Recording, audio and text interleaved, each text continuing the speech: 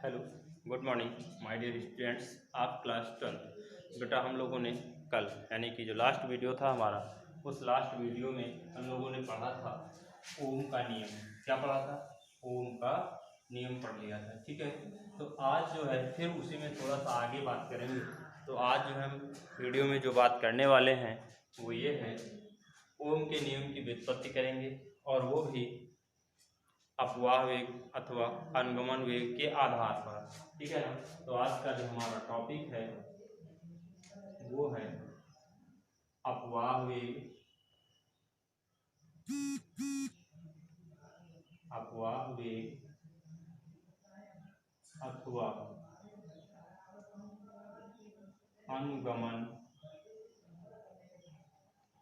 वेग के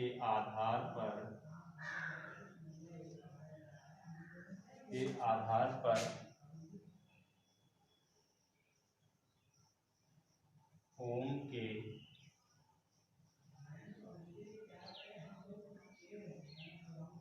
नियम की व्युत्पत्ति। बात समझ में आ गई? अपवाह वेग अथवा अनुगमन वेग के आधार पर ओम के नियम की व्युत्पत्ति, यानी आप ये भी कह सकते हो डेरिवेशन ऑफ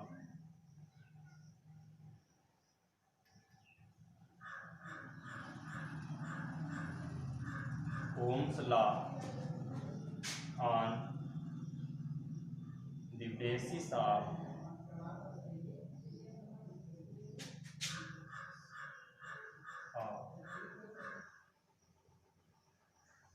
ड्रिफ्ट वेलोसिटी। बात समझ में आ गई? यानी कि derivation of Ohm's law on the basis of drift velocity. ठीक, हिंदी में फिर एक बार हम दोहराए देते हैं, अपवाह वेग अथवा अनुगमन वेग के आधार पर ओम के नियम की व्युत्पत्ति। अब देखो बेटा, हम यहाँ से कोई एक धातु का तार लेते हैं। क्या करते हैं? कोई एक धातु का तार ले लेते हैं, जिसमें से हम करते क्या है कि माना धातु के तार की लंबाई स्मॉल एल। ठीक, फिर स्मॉल एल लंबाई के तार के सिरों पर विभवांतर वी वोल्ट का है। कितना है? वी है। ठीक है, तथा इसमें बहने वाली या प्रवाहित होने वाली धारा का मान आई एम्पियर है।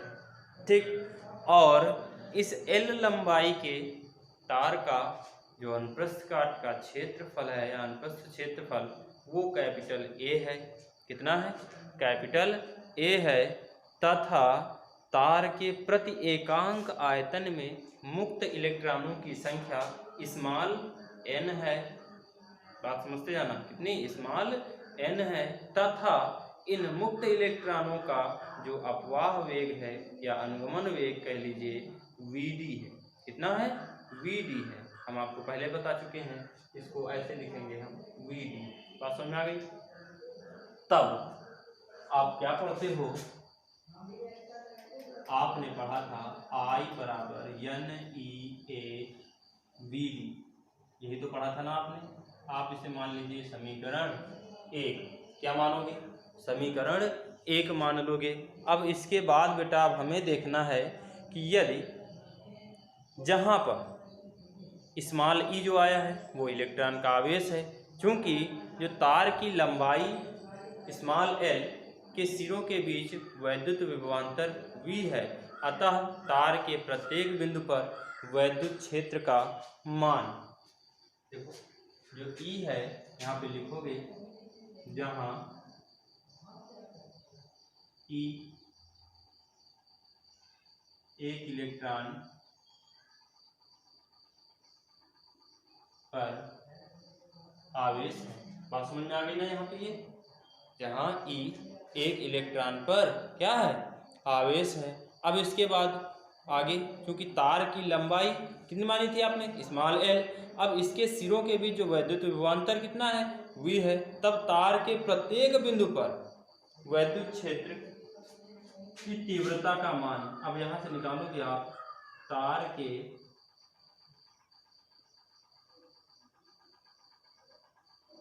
प्रत्येक बिंदु पर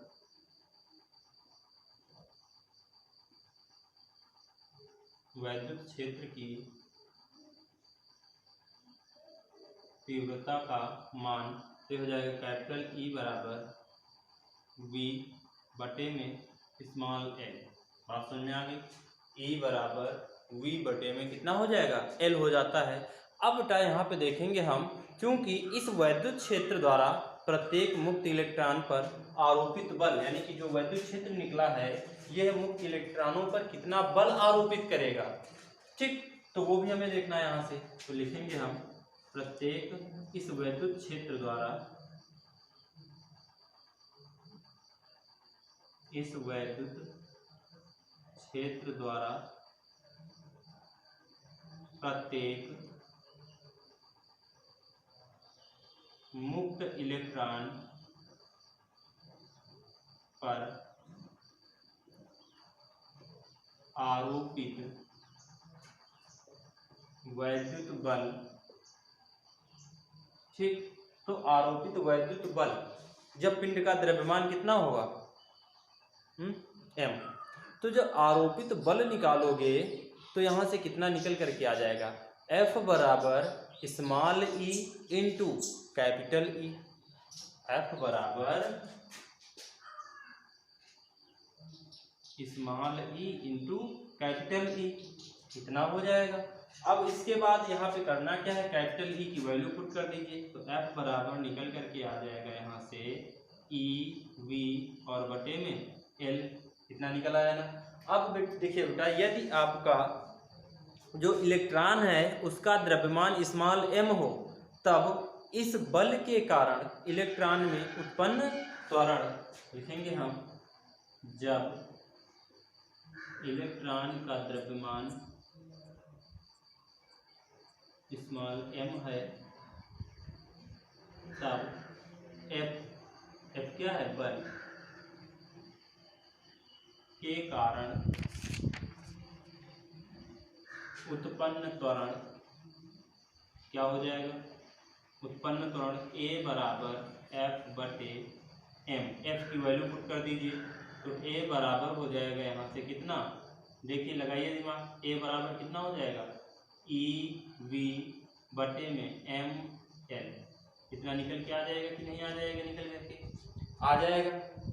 इतना स्टेप निकल आया ना।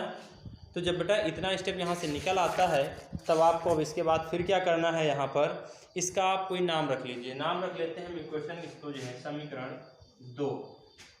अब इसके बाद देखिए, फिर थोड़ा सा दिमाग लगाइए, जब किसी धातु के चालक में मुक्त इलेक्ट्रॉन प्रवाहित होते हैं तो उसमें चालक में उपस्थित धन आयनों से वे लगातार बार बार या बारंबार टकराते रहते हैं, ठीक, जिससे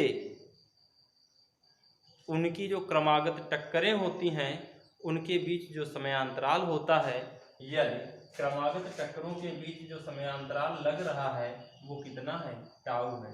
क्या है? टाउ। दो क्रमागत टक्करों के बीच लगने वाला समयांतराल टाउ, यानी कि जिसे बोला जाता है रिलैक्सेशन टाइम, हमने आपको बताया था एक दिन, श्रांति काल, ठीक, तथा उनके टक्करों से, यानी कि इलेक्ट्रॉनों की टक्करों से उसके वेग में अगर ए टाउ की वृद्धि हो जाती है, कितने की वृद्धि हो जाती है? वेग में वृद्धि, तो यहाँ से कहेंगे हम क्रमागत, क्योंकि क्रमागत टक्करों का श्रांति काल टाउ है, तब मुक्त इलेक्ट्रॉनों के वेग में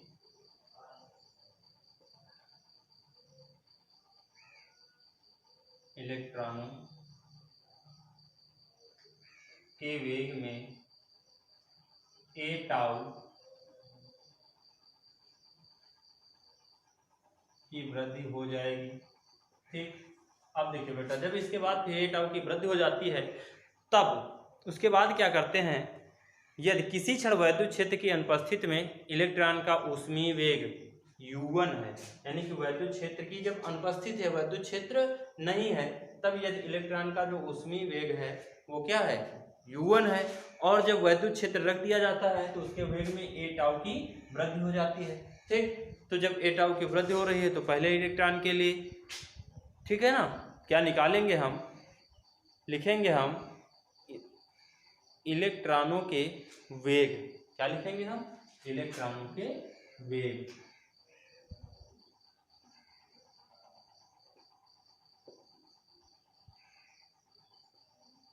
क्या लिखोगे, u1 प्लस ए टाउ1 कामा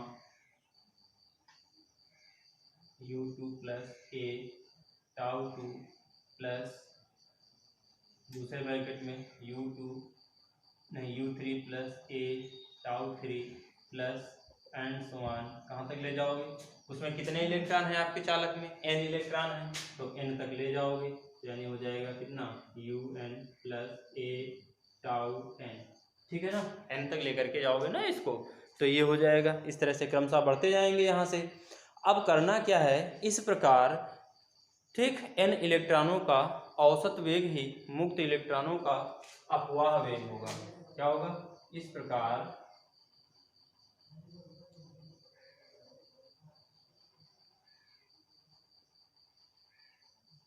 मुक्त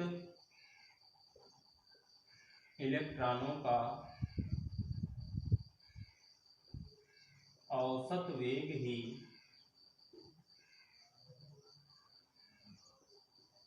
अपवाह वेग होगा। बात समझ में आ रही, तो इसलिए लिखोगे क्या यहाँ से, अपवाह वेग क्या होता है, वीडी होता है, अपवाह वेग वीडी होता है। तो जब अपवाह वेग वीडी हो जाएगा यहाँ से, तो क्या आएगा निकल करके, देखिए लगाओ दिमाग इसमें से, आपको जो है जोड़ लेना है थोड़ा सा, इन जो इक्वेशंस बन रही हैं इन इक्वेशंस को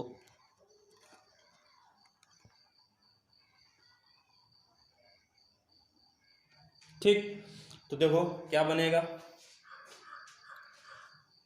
we D is equal to u1 plus a tau one plus u2 plus a tau two plus bracket में फिर प्लस एंड सो ऑन, कितना लिखोगे यहाँ से, un प्लस का ए टाउ n, ये हो जाएगा। अब बेटा यहाँ पे करना क्या है, आपको सभी को अलग अलग कर लेना है, यानी कि इनके ऊष्मीय वेग को अलग कर लेना है, और जो वेग में वृद्धि हो रही है उसको जो है आपको अलग कर लेना है। ये आपने नोट कर लिया होगा, अगर नोट नहीं किया है तो आप नोट कर लीजिएगा पहले स्क्रीनशॉट लेकर के इसको, ठीक है ना, क्योंकि अब इसके आगे जो हम बताने जा रहे हैं वो रफ करना पड़ेगा।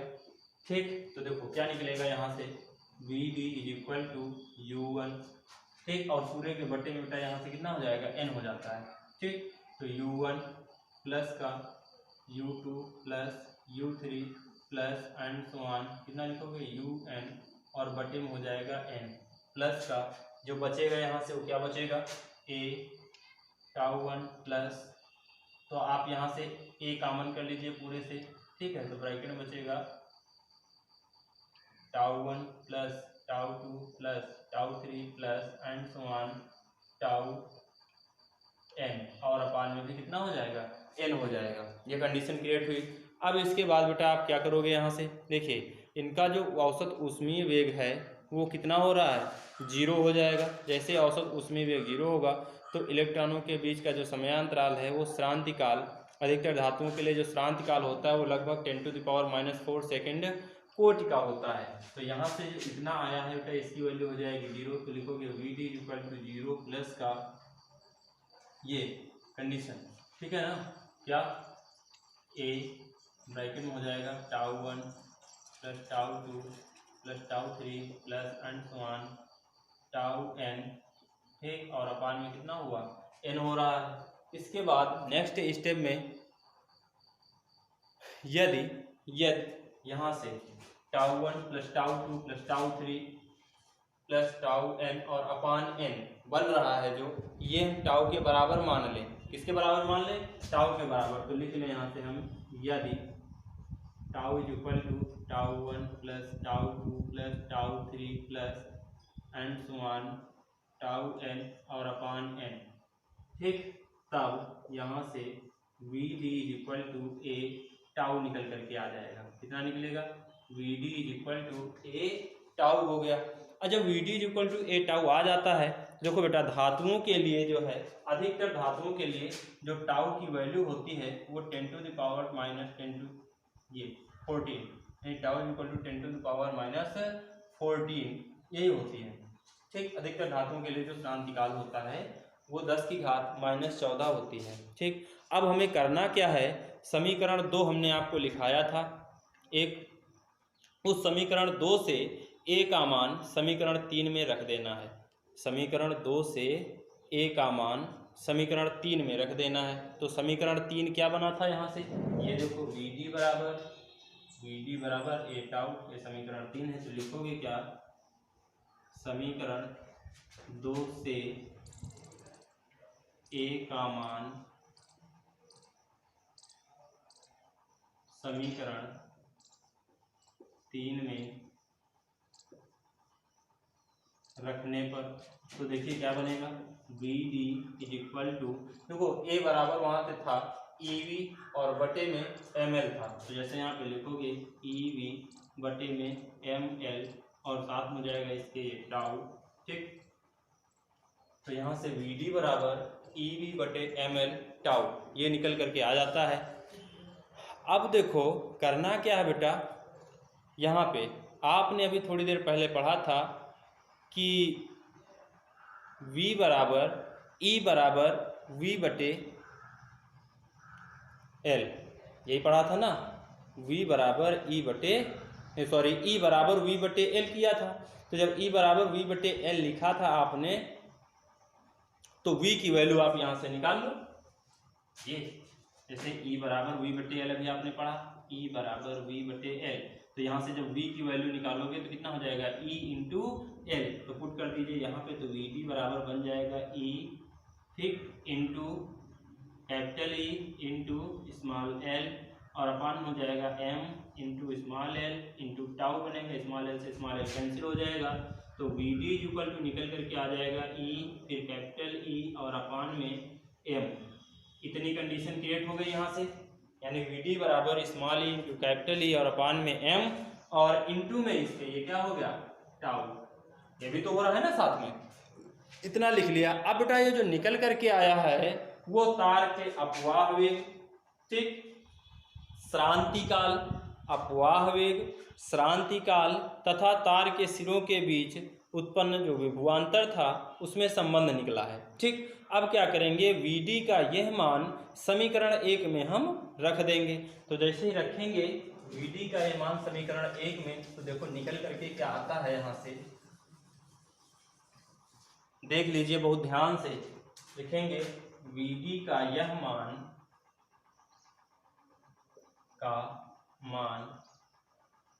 समीकरण 1 में रखने पर Vd समीकरण 1 क्या था, I बराबर n E A v d, यही तो था, तो Vd के स्थान पे आप यही वैल्यू पुट कर दीजिए, तो क्या निकल के आएगा, I equal to N E A, ठीक, इंटू रखोगे आप कैपिटल स्मॉल ई फिर इंटू कैपिटल ई बटे एम और इंटू में ये हो जाएगा फिर कितना टाउ, इतना प्रोसेस बन जाएगा। ठीक है ना। अब इसके बाद फिर क्या करना है आपको, यहाँ से जो आप लिखने वाले हो वो क्या लिखोगे भाई, इनको कंबाइन कर दीजिए। तो जैसे कंबाइन करोगे तो कंबाइन करने पर क्या निकल के आएगा, देखिए यहाँ पे बेटा हमने ई और बटे में एम कर दिया है, तो आप इसको तो ऐसे भी लिख सकते हो, जैसे ई वी और बटे में एम एल भी लिख सकते हो, कोई दिक्कत नहीं इसमें से। तो इसलिए आई बराबर निकल के आ जाएगा यहाँ से एन ई स्क्वायर, देखो ई दो बार आया है ना, एन ई स्क्वायर वी और बटे में हो जाएगा एम एल, ठीक, फिर बचा या एम कर लीजिए सिर्फ, और इंटू में बचेगा यहाँ से ए बटे में एल इंटू टाउ, ये कंडीशन हो जाती है यहाँ से एन ई स्क्वायर वी बटे एम इंटू ए बटे एल, और फिर इंटू में कितना हो जा रहा है यहाँ से ये टाउ निकल करके आ गया। अब हमें करना क्या है यहाँ से कि ये फ्रैक्शन जो है आई का हमें पक्षांतर कर देना है दूसरी तरफ, ठीक, क्यों, क्योंकि यहाँ से भी देखो छूट गया है ये, तो क्रॉस मल्टीप्लाई कराइए, क्रॉस मल्टीप्लाई कराने पर आपको बनाना है यहाँ से, जानते हो क्या, आई बटे वी बराबर, ये निकल के आ जाएगा कितना, NE स्क्वायर बटे m फिर इंटू a बटे l इंटू टाउ। अब फ्रैक्शन चेंज कर दीजिए, यानी पलट दीजिए, अंश को हर और हर को अंश बना दीजिए, तो v बटे आई हो जाएगा बराबर m बटे n E square into l बटे में हो जाएगा a। ठीक, फिर कितना हो जाएगा, इंटू 1/टाउ बनेगा। ठीक है ना, ये कंडीशन हो जाएगी यहाँ से निकल करके, यही तो बनेगी ना।